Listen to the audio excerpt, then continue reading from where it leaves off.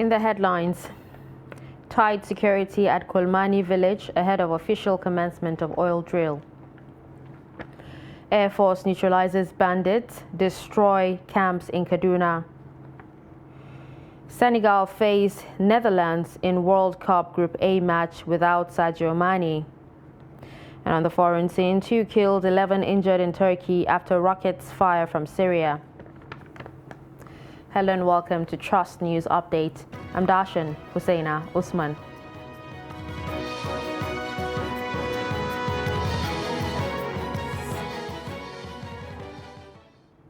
And now the news in detail. Kolmani village will be the center of attraction as oil exploration is set to commence in the area. There is tight security at the Kolmani oil field ahead of President Muhammadu Buhari's visit to the site on Tuesday. Media reports suggest the president will supervise the first ever oil drilling exercise in the border community of Kolmani, located between Bauchi and Gombe states. Trust TV's Ibrahim Ismail visits the oil field and now reports. Kolmani oil field, which is located in the northeast in Kolmani between Gombe and Bauchi states. And it is expected that with the drilling exercise of oil within this region between Gombe and Bauchi, these two states are expected to join oil producing states in the country. And it is expected that it will boost their revenue generation. During Trust TV's visit to the Kolmani oil field, workers could be seen completing some tasks amid heavy security presence. The Kolmani oil exploration exercise was launched by the NNPC in 2016, and a huge commercial quantity of oil was discovered here at Kolmani, a village located between Bauchi and Gombe states. Garin Kafin Abbas, Alkaleri local government area of Bauchi state, is located closer to the Kolmani oil field. The villagers said they live here for more than 2 centuries. They said there was an attempt to launch oil exploration exercise over 20 years ago by a past administration. 23 years ago, they came and commenced oil exploration. They stopped. We don't know what happened. It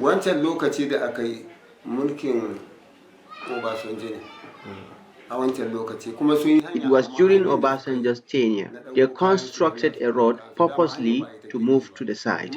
With the recent announcement of drilling of the Kolmani OPLs 809 and 810, residents are hopeful that the discovery will bring countless blessings to their communities. We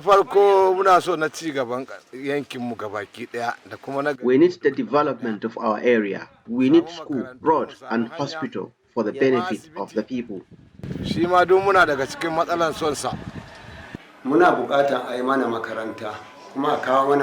They should build school and deploy teachers. Our children should be employed by the oil company. Efforts to speak to government representatives were not successful, as those approached said they were not ready for comments. If the drilling exercise at the Kolmani OPLs 809 and 810 became reality, this feat will be recorded as one of the major milestones of the Buhari administration in the northeast in particular and the north in general. Ibrahim Ismail reporting for Trust TV. Meanwhile, Nigeria now ranks 7th on Organization of the Petroleum Exporting Countries crude oil production list, according to the organization's monthly oil markets report for November, which examined oil production performance in October. Nigeria's output was a mere 1.014 million barrels per day in October, ranking 7th after Saudi Arabia, United Arab Emirates, Kuwait, Iraq, Angola, and Algeria. While Angola produced 1.051 barrels per day, Algeria 1.060 barrels per day, Kuwait 2.811 barrels per day, UAE 3.18 barrels per day, Iraq 4.651 barrels per day, and Saudi Arabia 10.957 barrels per day. Venezuela's production was 711 barrels per day. Equatorial Guinea's was 57 barrels per day. The likes of Gabon, Libya, and Iran did not produce a barrel in the month. Nigeria is previously ranked 5th, with countries such as Angola and Algeria behind it in terms of crude oil production. On security, operatives of Operation World Punch have continued airstrikes on identified bandit enclaves around Kaduna State over the last week. The operational feedback relayed to the Kaduna State government says a strike on a major enclave south of Kidandan, Giwa local government area destroyed the hideout of a bandit, Alhaji Ganai, killing him and several others in the process. The hideout of bandit Ali Kawaje in Birnangwari local government area was similarly targeted and destroyed, as well as those of bandits Musa Pajelo and Kachala Bello.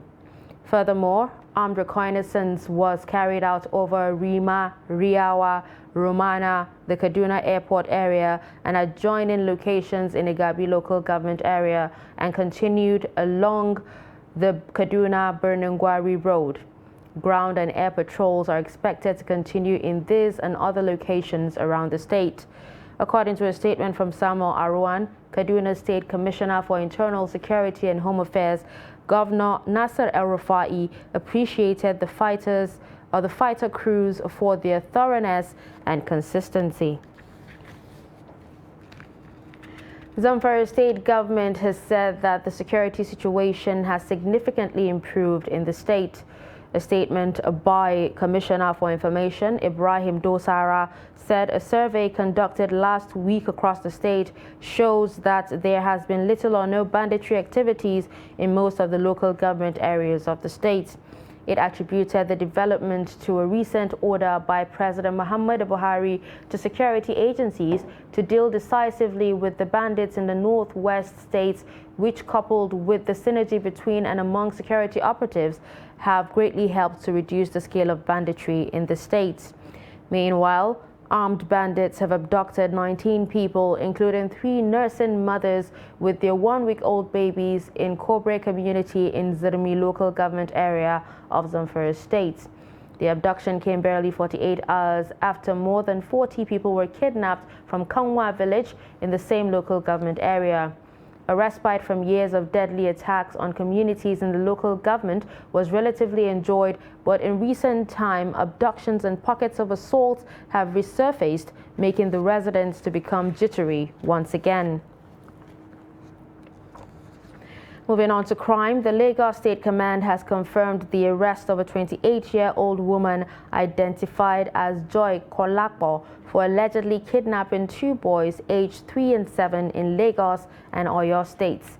The police public relations officer, Lagos State Command Benjamin Hundeyin, in a statement said the suspect's arrest penultimate Saturday came after a weeks-long probe. Hundeyin said the suspect was arrested in Omiadio area of Oyo State on November 12 with another victim, one Moses, aged 7, whom she kidnapped in Olokbometa area of Oyo State, noting that the police investigation led to the rescue of Bright in the Akute area of Ogun State on the same day the suspect was arrested.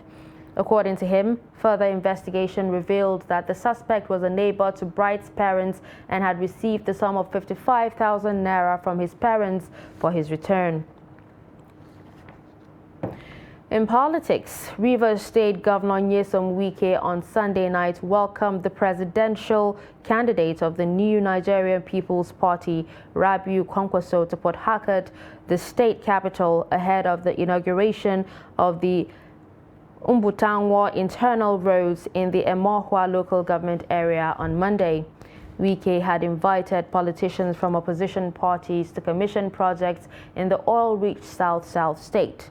The Rivers governor had said he invited opposition politicians to commission projects in the state for them to see firsthand and tell their party men. A former national chairman of the All Progressives Congress, Adams Oshomole, last Wednesday commissioned the 8th flyover in the state, located in Ada George Road, adjacent to the private residence of Wike in his country home of Rumuekberikom in the Obiakbo local government area. The presidential candidate of the Labour Party, Peter Obi, also commissioned the 9th flyover at the popular Ikoku Junction on Thursday. Similarly, President Muhammadu Buhari commissioned the Port Harcourt campus of the Nigerian Law School on Friday. While Wike and his allies have not been seen to campaign for Atiku, it is not clear whether they will support APC's Bola Tinubu or Obi in the contest for Aso Rock's top job.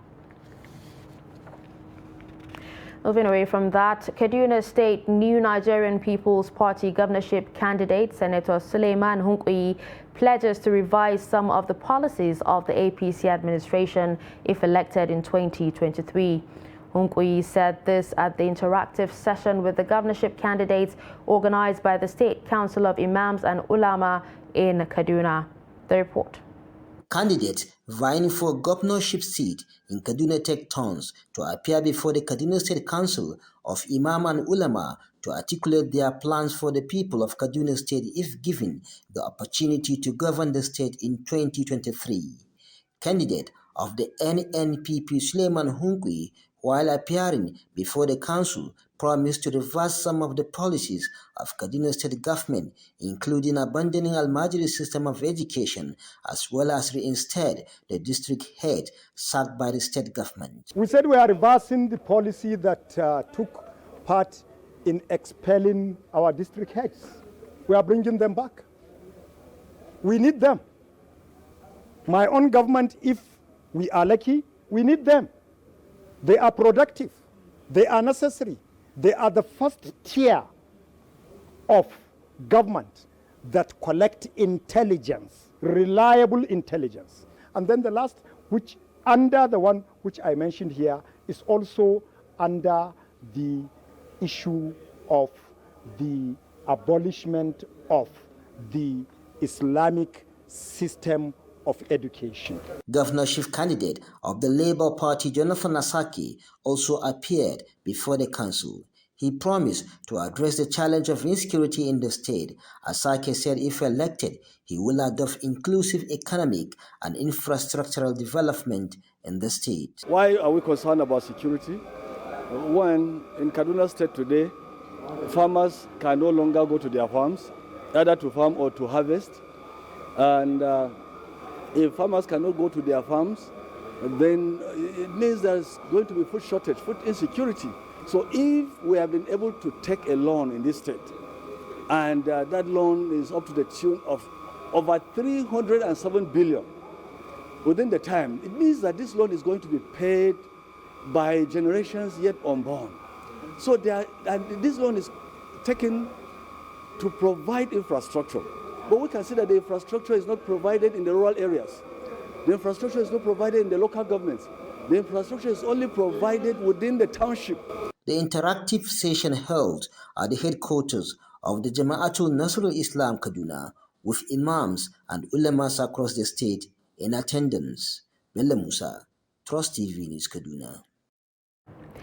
Even before the advent of democracy in 1999, youths have been referred to as the leaders of tomorrow, but the popular refrain seems to mock the youths of Nigeria 23 years after the return of democracy to Nigeria, as the number of youths in both elective and appointed positions seem inadequate. Salis Lowang explores the knotty issue of evolving a more youth-centered democratic process in this report. While structural factors provide an important insight into how young people engage in the political space, the most important factor is how they themselves perceive their situation. Mass youths seem to have attained political enlightenment and appear to be ready to correct misalignment, which has limited their political stake. By next year, this time around, we are already 24 years in democracy. But tell me, even a child that is born barely 20 years ago can tell you he has not witnessed anything called dividend in democracy. Nothing. And we have accepted it as a defeat, and it's wrong. We have accepted it psychologically that, okay, politics is make money, spend the money on your people, look for the money again, you come back, they get you elected for the next position. And this is catastrophic. It's not going well for us, and it will never breed anything good for us. Generation yet unborn will grow up, will give birth to our children, they will call us failures. I'm not ready to be called a failure. Youth now are ready to take back this constituency by the grace of God. So issue of youth, we are all together with youth. In fact, all of us are youth. We, the YPP, we are ready to bring everything to the everything to the possible way. These young contenders believe the awakening of youth to their engagement in the political arena is a relatively new priority, but extremely timely. What I'm just saying is that there should be a window in your life, not only politically. There should be a window in your life that you always live for another chance. And it is this window that I'm asking. Please consider me with this chance too. Maybe you will have a change of mind that we are not all the same. So it's not about I have been disappointed all the time. Maybe this one time that you will give a chance, you will see the difference. Stakeholders said meaningful youth participation in politics is key to realigning the political system so that young people and youth-centered organizations can access more opportunities. From Yola, Salis Lawan, Trust TV News. You're watching Trust News Updates. Coming up after the break, we find out if sugarcane is a fruit or vegetable. Do stay with us. We wish you a Merry Christmas. My name is Femi Adebayo. This holiday season, StarTimes is taking us to a better level.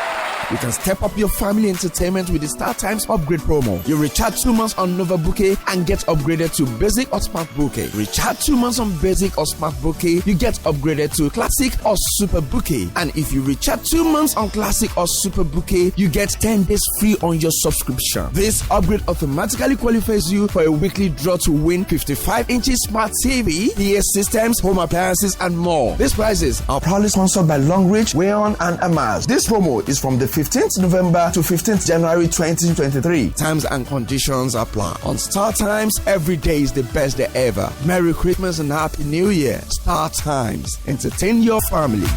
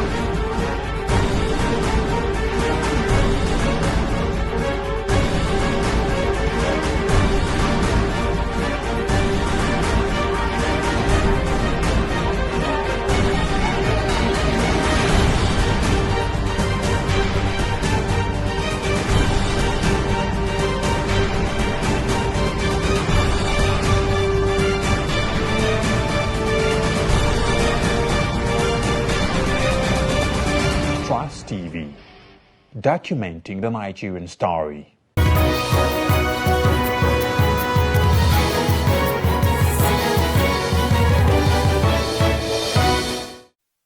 Welcome back and thanks for staying with us. If you're just joining us, you're watching news update on Trust TV.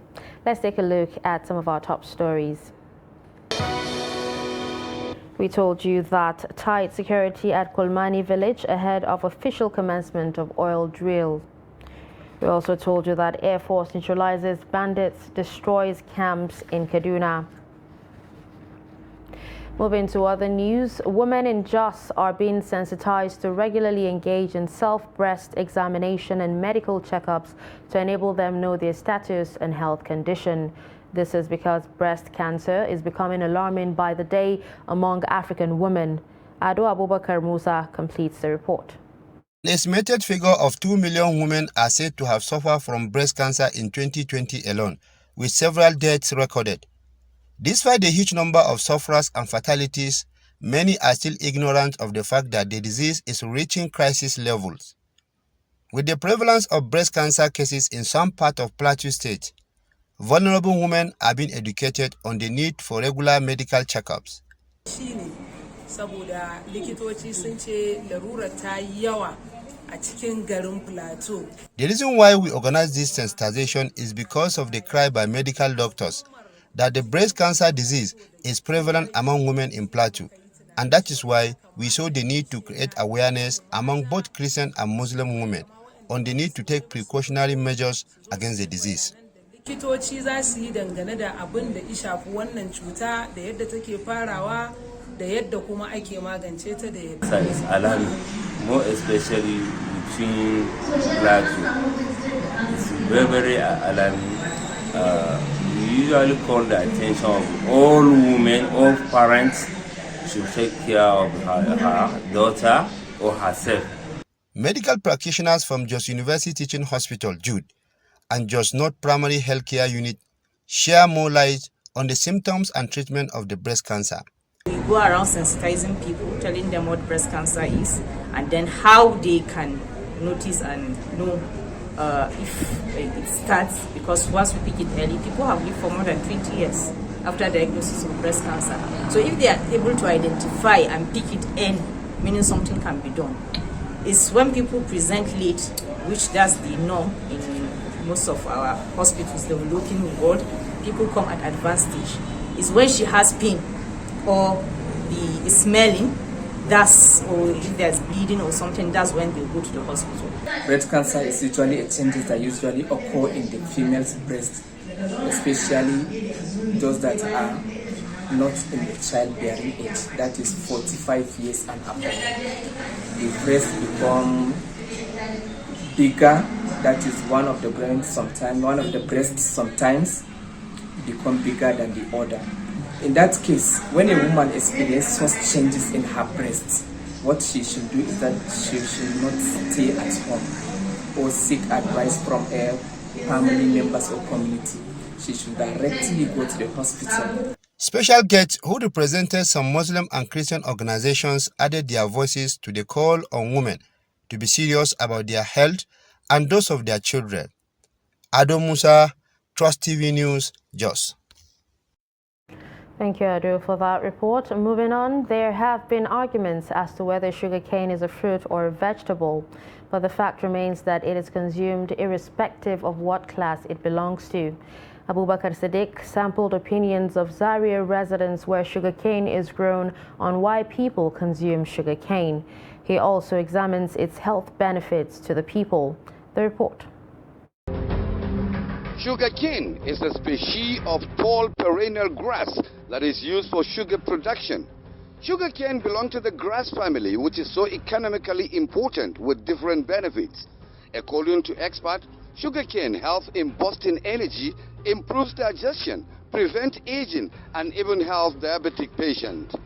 Malam Muhammadu Nazifi, who is into sugarcane business and sells the commodity for over 18 years, said sugarcane is mostly consumed by people for excitement, joy, and pleasure. He said it is not considered as a food, but at times its consumption relieves one from hunger. Nazifi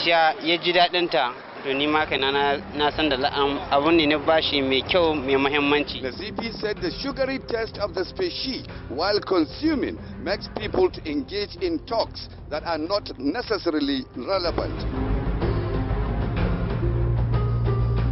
Also commenting, Malam Noura Ahmed, who started selling sugarcane for the past 15 years, said people are fond of consuming sugarcane as a means of satisfaction.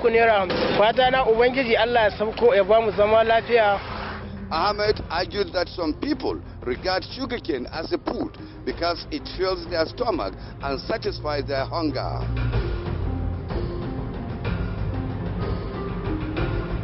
A consumer of sugarcane, Salisu Jibril, said he has been consuming the species for a number of years and will continue to consume it as long as he has the money to buy. Salisu Jibril added that sometimes he consumes sugarcane as a food, but most of the time as a pleasure and for excitement. Okay, I take it like 3 times a day. No, it is my pleasure. A nutrition Bashir Abubakar Magaji Basharata said sugarcane can be regarded as a crop, a fruit and a vegetable because it belongs to the grass family.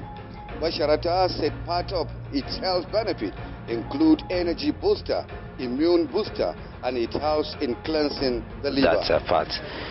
And honestly, some are used for prevention, the what we call hepatomegaly. You know, the liver when it is affected with some diseases. So one out of the important of that sugar cane is used to clean. Yeah, it's clean the liver. Yeah. From Zaria, Abubakar Sadiq Mohammed, Trust TV.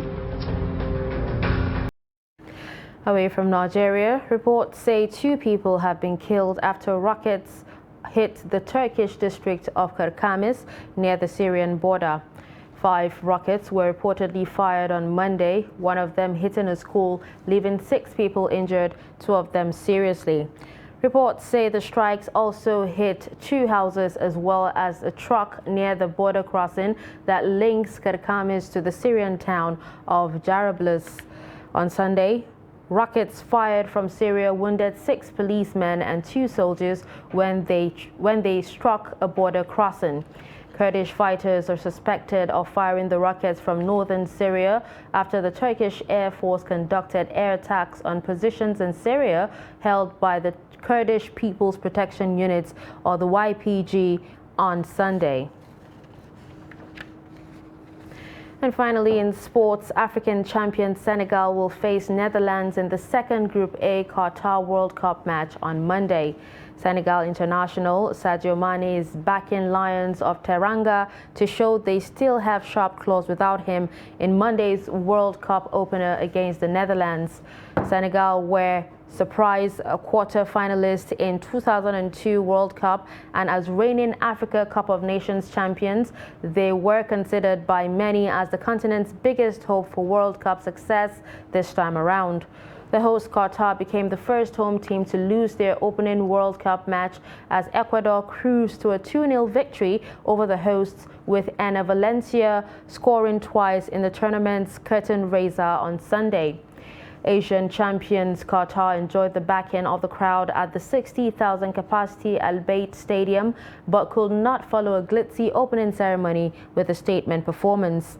In the 92-year history of the tournament, home countries had previously won 16 and drawn 6 of their opening matches. And with this, we've come to the end of Trust News Update. Don't forget to follow us across all our social media platforms. I'm Darshan Hussaina Usman. Thanks for watching.